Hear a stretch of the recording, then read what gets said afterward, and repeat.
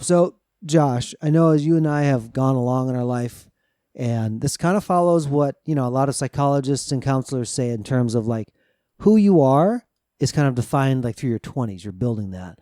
And then from like 30 on, you're kind of finding out who you're not. And we actually had a conversation about defining who you are, what something is by saying what it's not, which is Right. a little bit backwards of kind of like how a lot of tech works. Right. It's a lot of how, people think, too. It's different than how people think. So let's launch out onto the loop and talk about what something is not today on Curiosity Continuum.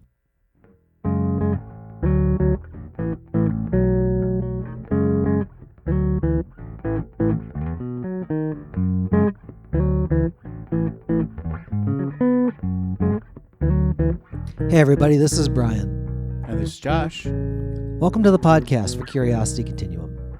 Curiosity Continuum is an industry-innovating, non-traditional company passionate about growing wisdom in the next generation. We are the essential bridge between the analog and digital worlds by building collaborative communities that unleash the power of adaptive expertise and innovation needed to thrive in the 21st century.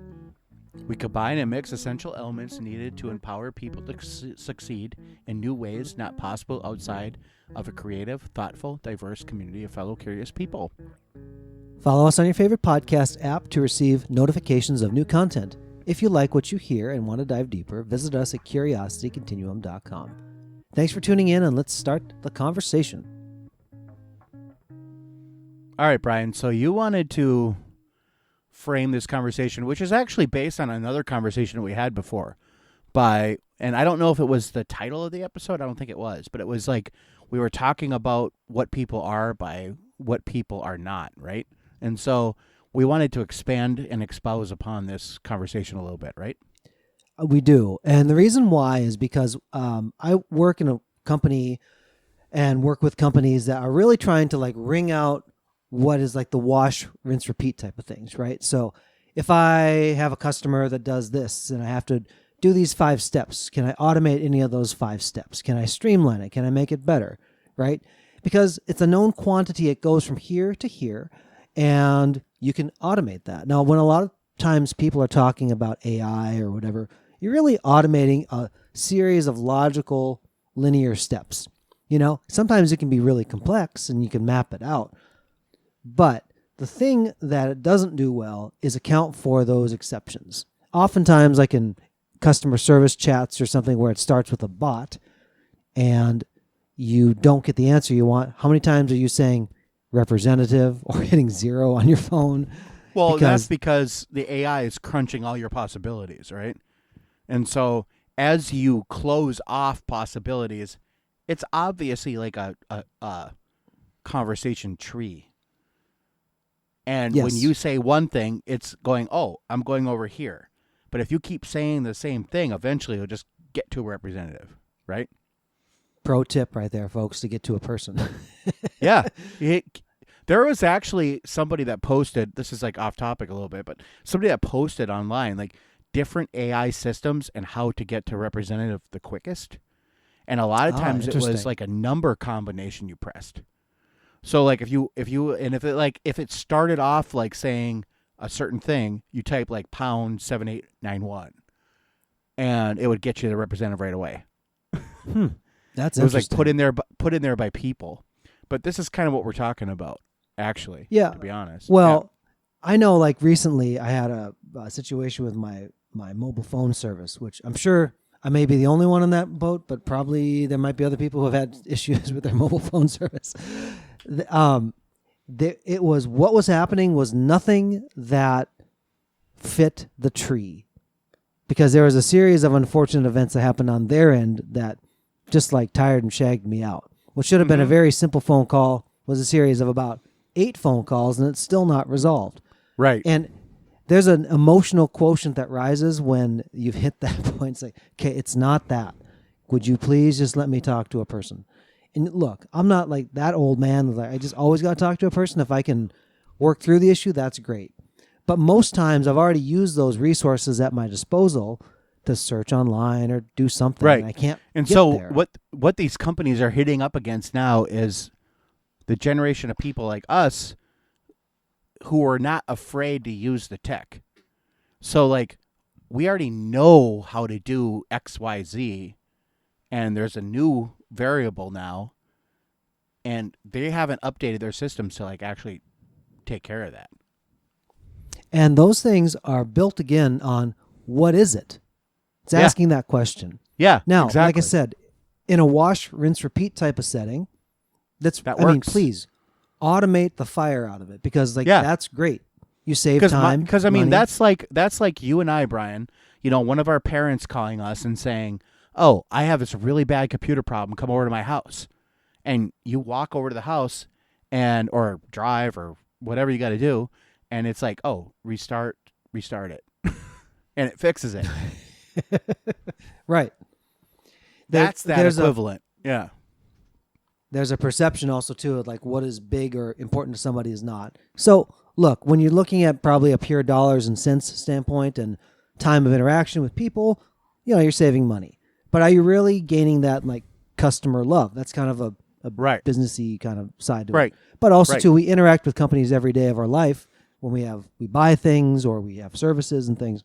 That's Yep. what that's doing. Now, let's turn that on its head a little bit. So, my wife and I, in the early part of our marriage, like I love shoe shopping for her, right? She's a little bit of a size that's not as common, and she always didn't like shoe shopping because it's like, well, I don't like it. And I was like, well, let me help you, right? And so I learned the right questions to ask. Like, what's the occasion? What kind of shoe are you looking for? And I learned all the good things that you should learn.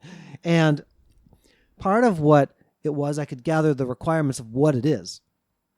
But I also was better, like, it's not this or this or this. And it actually cut out a lot more possibility because you're kind of saying, that's not it, that's not it, that's not it. But it's, if you go, I don't want this or this or this, and what's left over, you've now kind of hedged in the definition of something, right? And so, like, one of the things I think about, I haven't been there in a while, good while, but the Cheesecake Factory, if you've ever been there, has one of the most overwhelming menus I have ever come across in my life. It is Right. Oh yeah. seriously overwhelming. It's crazy. It is one of those like when I look at that, I'm like, how can they make all this stuff? But then you're looking at this going like, oh, this is one ingredient different than this thing.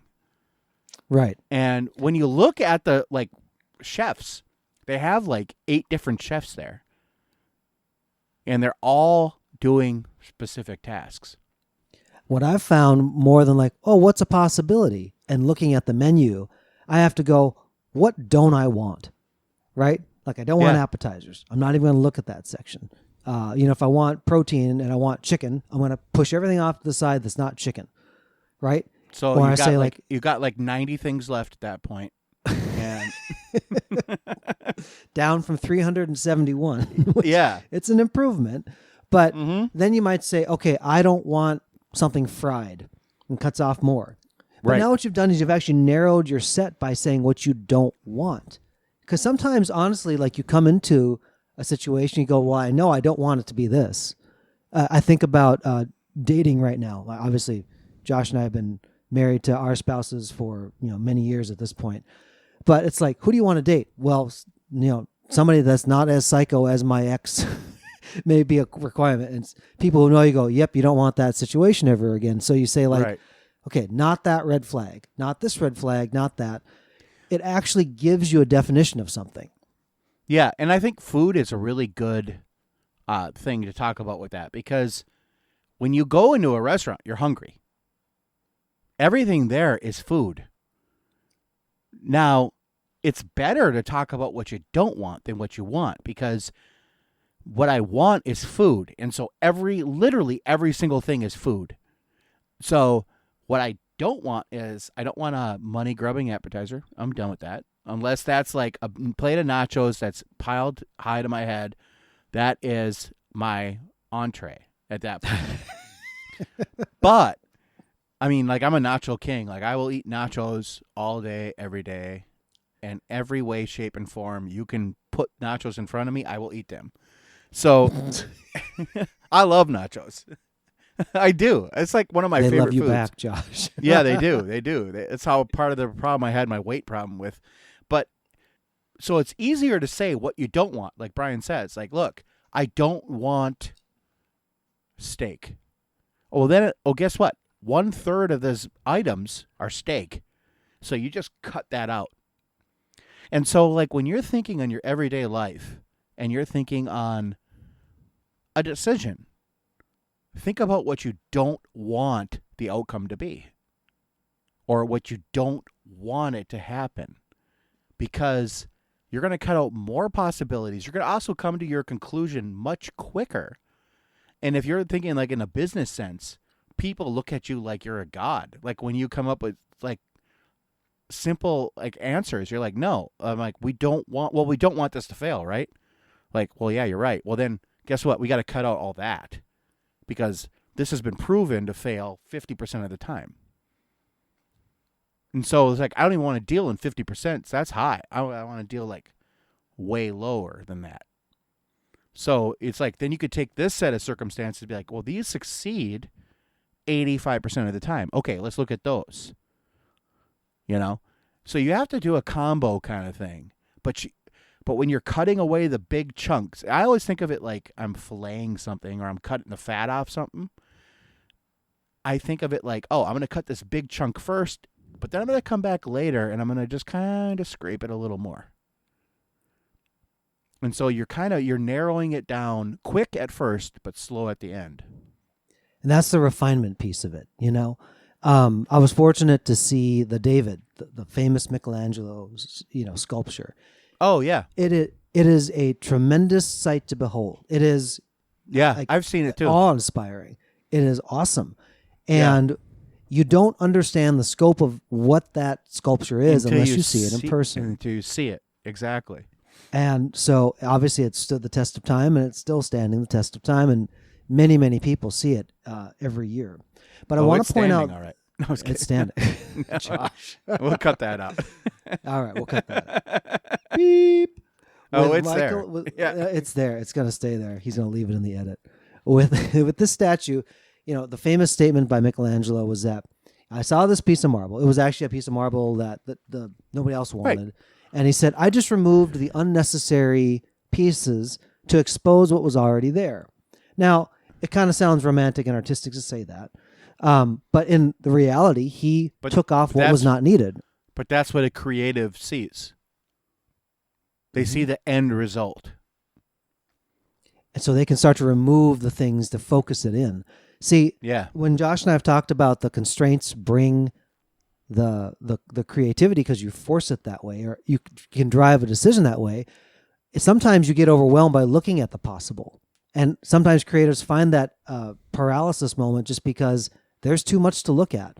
But then you say, it's not this, or this. What would you do? Say, I bet you I could do this. And then it gets them started on the way to explore, to innovate. So when you're setting those constraints, it's not like, well, here's the things that to hedge in the possibilities, and you're stating it always as this is what it is. You could say, this is what this is not. And people then understand it differently. And this is also the paralysis you have when you are looking at like Netflix, for example. And you're looking there and you're going, oh my goodness, look at all, and you're just paging through. You do that for 45 minutes and just stop. If Netflix asked you, what don't you want to see today? And maybe you chose two things. Like, I don't want to see sci-fi and I don't want to see documentaries. You might actually find something that you actually want to watch. And you would discover something maybe like, oh, that's a romantic comedy, or that's an action film. It's like, oh, right. Okay. And there's not those elements with it. It's like, might go with that. So this is, I guarantee you that if you start to look at it this way and consciously realize, I just said this is not what I want, it kind of helps hedge in some of the possibilities. But it also focuses you to have a better outcome. It focuses your mind for the mind of outcomes instead of the mind of possibilities, which is very different. And it takes a little bit of time to kind of think that way. But once you actually kind of learn how to think that way, it is becomes second nature. It really does. And it becomes a useful tool to kind of take away those unnecessary parts, just leave your masterpiece. There, I see I tied it in like that, Josh. Yeah, Clever, no, that's but great. It didn't sound Actually, as I was clever. going to say that kind of something like that. Well, I was going to say, like, you know what was great about this is that for us, like, we came full circle kind of in a CC way, because our first few episodes, we talked about all this stuff, and then we got kind of into the weeds of more of like doing it. And now this is kind of more of like bringing it back around.